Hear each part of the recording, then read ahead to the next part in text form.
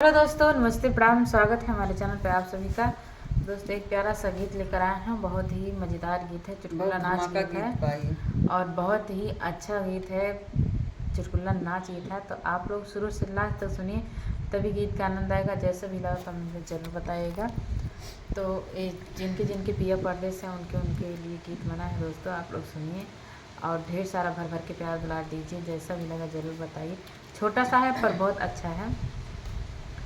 कि कातिल भइल बा मोर जवानी हो, कातिल भइल बा मोर जवानी हो, बहरा में काटे पियवा चानी हो, बहरा में काटा पियवा चानी हो। कि घरे जल्दी आ जाए बलमू, कि घरे जल्दी आ जाए बलमू, पकड़ के राजधानी हो।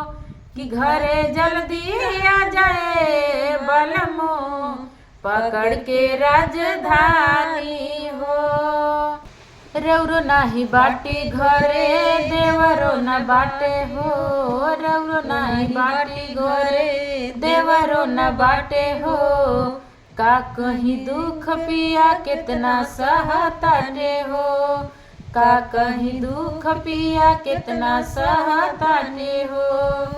कि दिनवा बीतेला खुशहाली में, दिनवा बीतेला खुशहाली में, कि रात कटे नहीं बलमू, कि रात कटे नहीं बलमू, आ जाना घरे हाली से।